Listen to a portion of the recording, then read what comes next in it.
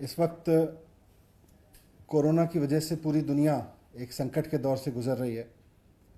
हमारे पेरेंट्स ने, हमारे ग्रैंड पेरेंट्स ने शायद कभी भी ये दौर नहीं देखा इतना बड़ा, इतना बुरा जितना इस वक्त पूरी दुनिया में आया हुआ है। हम सबको, सरकार को, कॉरपोरेट को, प्राइवेट सेक्टर को, एनजीओज को, सोसाइटी को, सारे लीडर्स को, सबको बहुत कंपैशनेट होकर काम करना है। अभी दिल्ली सरकार भी बहुत मेहनत के साथ में और बहुत फूंक फूंक के एक एक कदम रख के इस कोरोना के खिलाफ लड़ाई में लड़ रही है। सरकार सबको फ्री राशन दे रही है, करीब 90 लाख लोगों को फ्री राशन दे रही है। उसके अलावा 10 लाख लोगों को रोज़ाना लंच और डिनर कराया जा रहा है। कई लाख लोगों को मॉनेटरी सपोर्ट उनके अकाउंट में पहुंचाई गई है। कोरोना की वजह से दो सेक्टर सबसे ज़्यादा प्रभावित हो रहे हैं, इकोनॉमी और एजुकेशन। इकोनॉमी के फ्रंट पे भी बहुत सारे काम हो रहे हैं, लेकिन आज एजुकेशन पे मैं बात करने के लिए आपके बीच आया हूँ।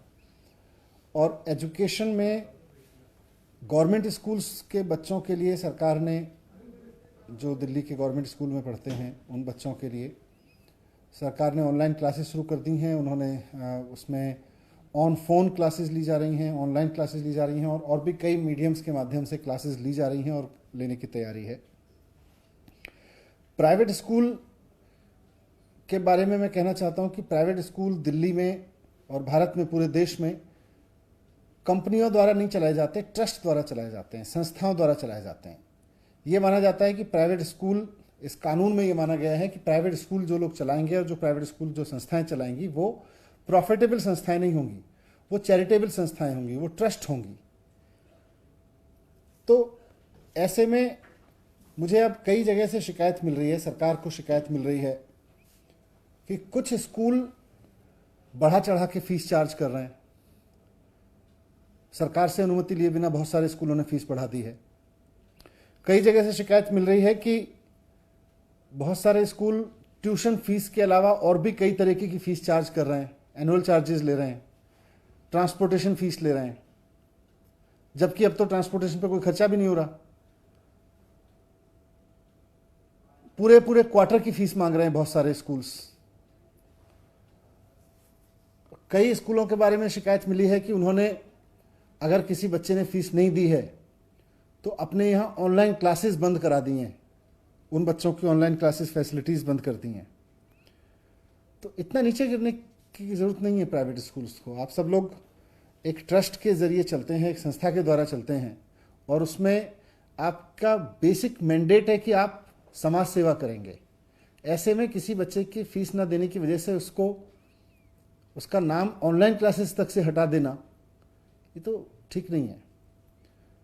तो इसके बाद, इन सारी चीज़ों के बाद, इन सारी शिकायतों के अध्ययन के बाद में सरकार ने एक फैसला लिया है आज, और अभी एक आदेश जारी किया है थोड़ी देर पहले, जिसमें माननीय मुख्यमंत्री जी के आदेश पर यह निर्णय लिया गया है कि किसी भी प्राइवेट स्कूल को, वो चाहे सरकारी ज़मीन पर चल रहा हो या गैर सरकारी ज़मीन पर, प्राइवेट ज़मीन पर चल रहा हो, उसको फीस बढ़ाने की इजाज़त नहीं दी जाएगी। सरकार से पूछे बिना कोई भी प्राइवेट स्कूल फीस नहीं बढ़ा सकता, वो चाहे प्राइवेट स्कूल प्राइवेट ज़मीन पे चल रहा हो या गवर्नमेंट ज़मीन पे चल रहा हो। दूसरा, कोई भी स्कूल 3 महीने की फीस डिमांड नहीं करेगा, केवल ट्यूशन फीस डिमांड करेगा, वो भी महीनावार लेंगे।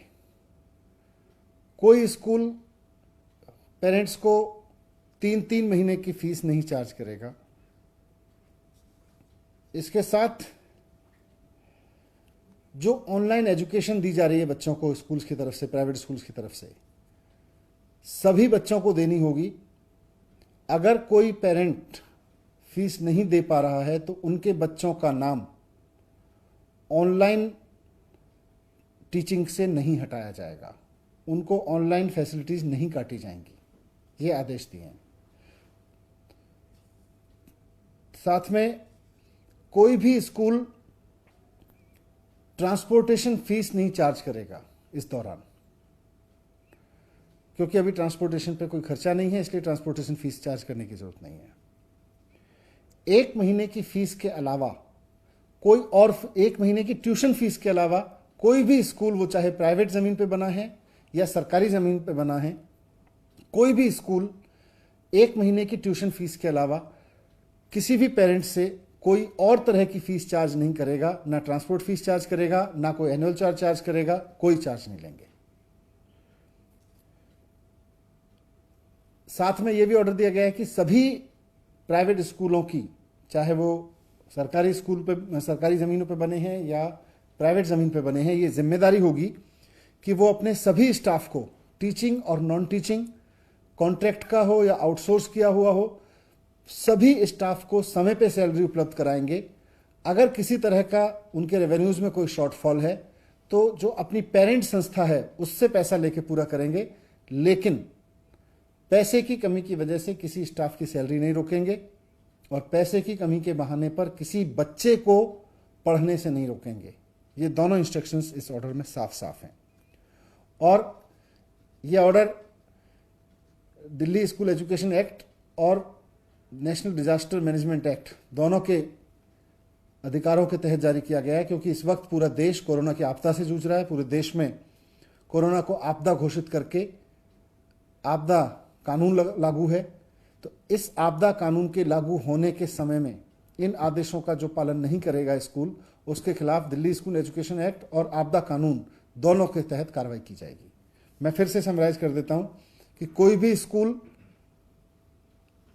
1 महीने की ट्यूशन फीस के अलावा किसी भी तरह की और फीस चार्ज नहीं करेगा, ना ट्रांसपोर्टेशन फीस, ना कोई और एनुअल चार्जेस, ना कोई भी स्कूल सिर्फ इस वजह से कि कोई बच्चे ने फीस नहीं दी है उसको ऑनलाइन क्लासेस में शामिल होने से टर्मिनेट नहीं करेगा, उसको रोकेगा नहीं।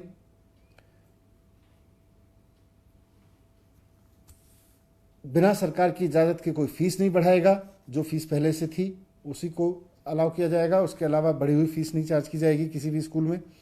और साथ साथ सभी स्टाफ को, कॉन्ट्रैक्ट हों या आउटसोर्स किए गए हों, परमानेंट हों, टीचर्स, नॉन टीचर्स, सबकी सैलरी समय पे दी जाएगी। उसके लिए ज़रूरत पड़े तो अपनी पेरेंट संस्था से पैसा लेके दें, और जो इसका पालन नहीं करेगा उसके खिलाफ कार्रवाई की जाएगी।